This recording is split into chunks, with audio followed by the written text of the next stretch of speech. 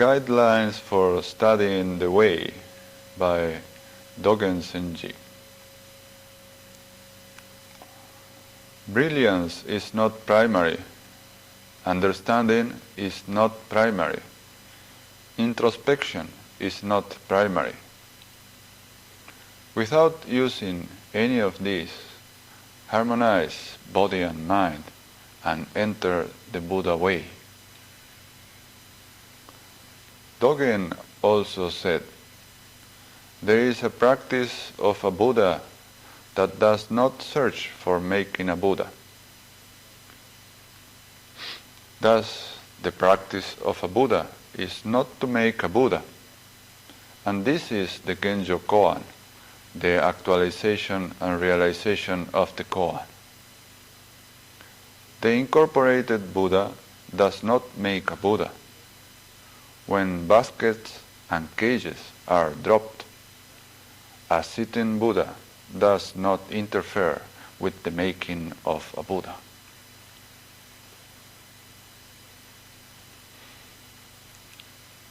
Please sit comfortably if you wish.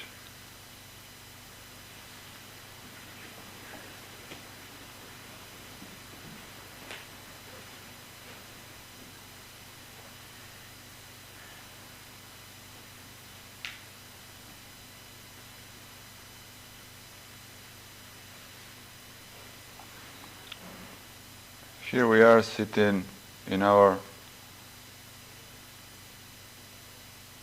5th day of our session.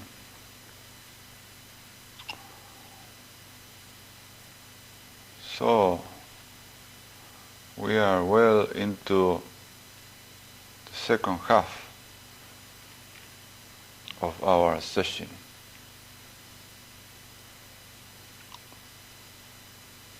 And in moments like this, I think it's most appropriate to muse into Dogen's words. Brilliance is not primary. Understanding is not primary. Introspection is not primary. Without using any of these, harmonize body and mind and enter the Buddha way.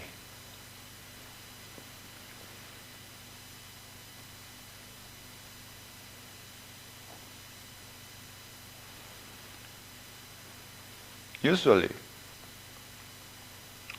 we tend to consider our zazen and the fruits of our zazen, checking it against a concept of brilliance or understanding or introspection. And when they are not present, we get usually the feeling that our zazen is not being useful, is not being productive. We are going nowhere.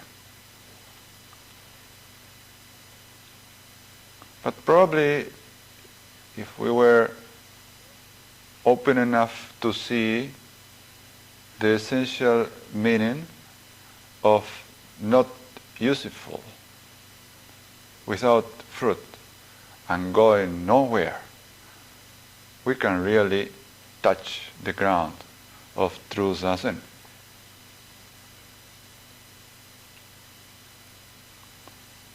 So here Dogen is again deconstructing our ideas of Zen practice, saying brilliance, understanding, introspection are not primary at all. And truly enough, against our expectations,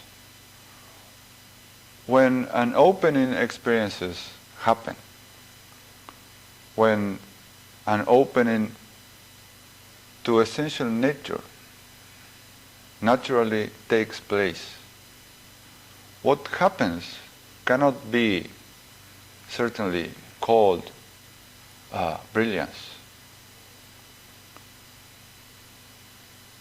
Because everything we have been holding up to that moment as certain, solid, valid, drop away. So usually what happens is that we find ourselves lost. We find ourselves not knowing what's going on. And that's the true key. Because if we really know what's going on, this is not the power and mystery of the unknown itself touching us intimately. So we call that the starting process of a realization experience. That, of course, lately, seeing the many points of that very same reality and how does it interact with form and emptiness and our own daily life as practice, we attain a certain understanding of what was going on. We can personalize that. But that moment in which we, so to speak, complete the circle and we end up understanding that opening experience is the moment of drop it away again. And again, with the mind of not knowing, begin zazen freshly.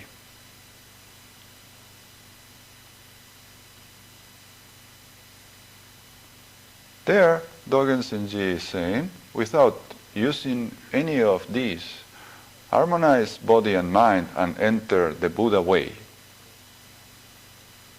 Buddha way or Buddha Dharma or Buddha Tao. Without using any of these, harmonize Buddha and mind. He says elsewhere in the Shobogenzo like this: breaking bones and crushing marrow is not difficult, but to harmonize the mind is most difficult. The practice of long austerities is not difficult, but to harmonize bodily activities is most difficult.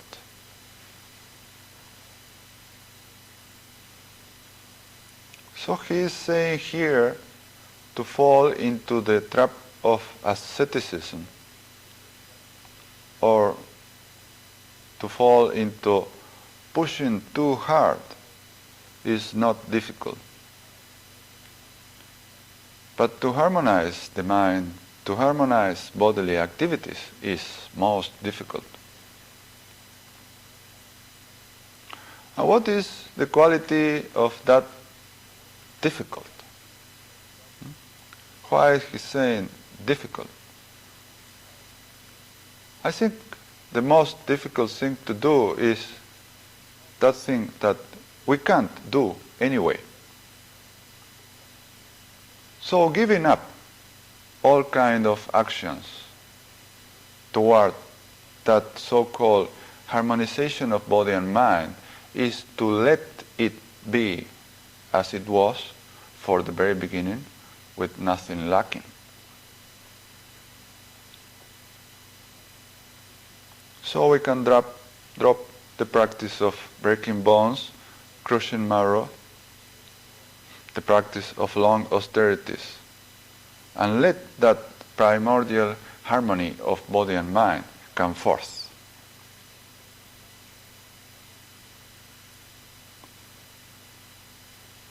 Dogen says in one of his essays called Body and Mind Study the Way, body comes forth from the practice of the way, and everything that comes forth from the practice of the way is the true human body. The body comes forth from the study and practice of the way, and every single thing that comes forth from the study of the way is the true human body.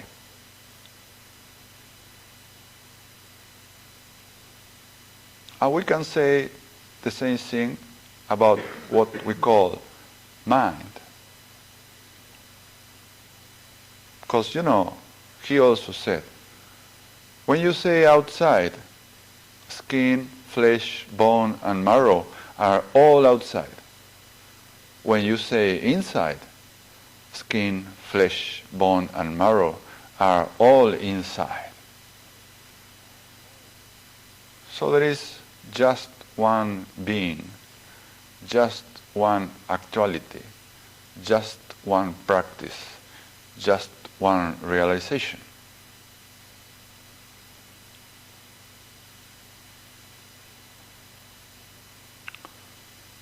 Without that bright state, imaginary bright state or condition of the mind that usually is related with the practice of meditation, which Dogen is saying, well, it's not too bad if it is there, but it is not primary. It's not the primary thing. So it can be something that comes forth from the practice, but it is not primary. Keisan Zenji, one of Dogen's successors, in one of his poems, says, though the vast sky extends beyond the blue waters, how can it be compared with the hazy moon on an autumn night? Sweep as you wish. You cannot empty the mind. That's very clearly stated there, isn't it? Vast sky of understanding, or the blue waters of deep samadhi. Though they are vast, extending without limit, he says, how can it be compared with the hazy moon on an autumn night? And that nature of the hazy moon on an autumn night is always with us.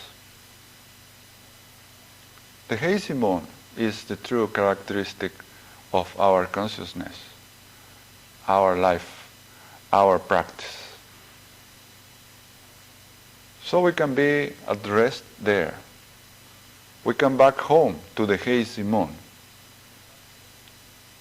Because, he continues saying, sweep as you wish, you cannot empty the mind.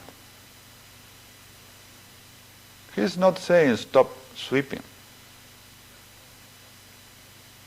But that very sweeping should be realized in the understanding that we cannot empty the mind. If we empty the mind, we have to empty the sky, the clouds, the ocean, the rivers, the stones. So better don't do it. Let us settle down in the hazy moon of an autumn night. Our text continues saying, there is a practice of a Buddha that does not search for making a Buddha. Thus, the practice of a Buddha is not to make a Buddha. And this is the Genjo Koan, the actualization and realization of the Koan. The incorporated Buddha does not make a Buddha. When baskets and cages are dropped, a sitting Buddha does not interfere with the making of Buddha. Practice of a Buddha. The etymology of the word Buddha means, of course, awakening, but also has the root of flowering, blooming flowers. There is a practice of a Buddha that does not search for making a Buddha, says our text. So that practice itself is not making. The practice of not making. The practice of not making up mu, or zazen, or shikantasa, or even sesshin. This is the practice of a Buddha that does not search for making a Buddha. Thus, the practice of a Buddha is not to make a Buddha, not to make a Bodhisattva, not to make a human being, not to make. And this is the Genjo Koan, the actualization and realization of the Koan, says Dogen Zenji. Genjo Koan is a very interesting phrase.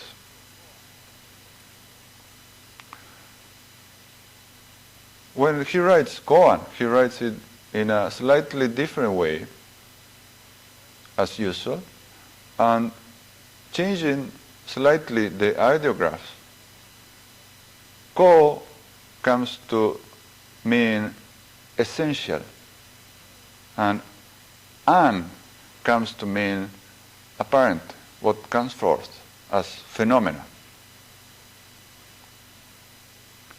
Genjo is what just appears. So here when he says, this is the Genjo Koan, can be translated as the actualization or realization of the koan, of the essential intimacy between essential and apparent, that come forth moment by moment, just this, as it is.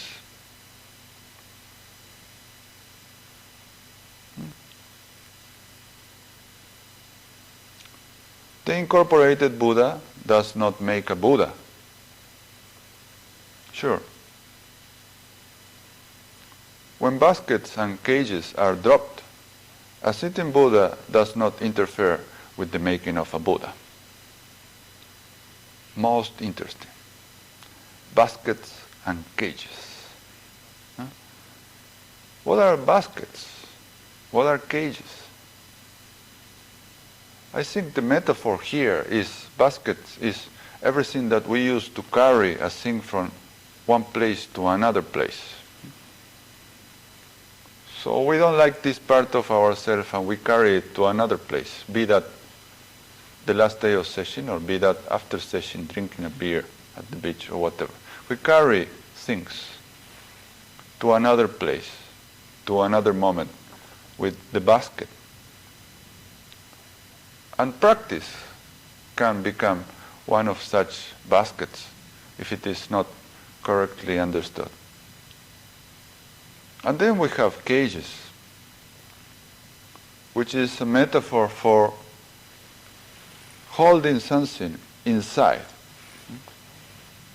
And these basically are the two tendencies of the human mind, isn't it? Either we try to carry one thing to a different place, to transform it or to transmute it, or we can say sublimate it, but basically is to take one thing that is happening now to another place,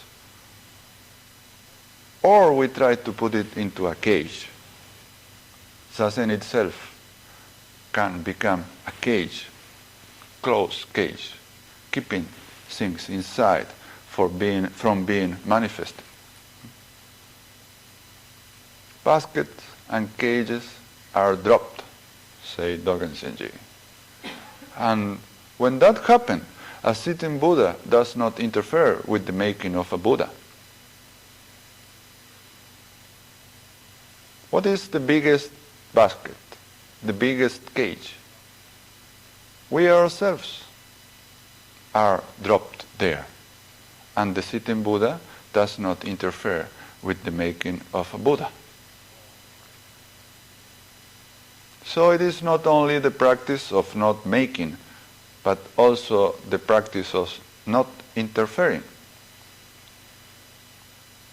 with attention blooming moment by moment, with openness blooming moment by moment, with intimate contact with our ground. And I am not saying essential ground. There is only ground. Intimate grounding in reality. A sitting Buddha does not interfere with the making of a Buddha. There is a koan in the Momon-kan, I don't remember the name, about a Buddha called Daitsu Chiso. The story is Daitsu Chiso Buddha sat under the Bodhi tree for 10,000 kalpas and did not attain Buddhahood. So a monk comes to the teacher and said, "How come Daitsu Chiso Buddha sat under the Bodhi tree for 10 kalpas and did not attain Buddhahood?" Teacher said, "Because he is not attaining Buddha." Clear enough, huh? Daitsu Chiso means, translated, something like great wisdom pervading everywhere. And that great wisdom pervading everywhere is right now sitting beyond 10 kalpas, not attaining Buddhahood. He is a non-attained Buddha, says the teacher, and this is the highest category of Buddhas, whose wisdom and compassion pervade all time and space, coming forth as every being, as every moment. Momon Zenji says in one of his poems, if an ordinary person realizes, he or she is thus a sage. If a sage realizes, she or he is thus an ordinary person. Well, we are already one, isn't it? So what's lacking? With no brilliance, no understanding, no introspection, let us drop baskets and cages. Let us not to make a Buddha. Actualizing the Genjo Koan, the wonderful intimacy between essential and apparent that come forth freshly each moment. Let us become intimate with this, actualizing the true meaning of the Tathagata.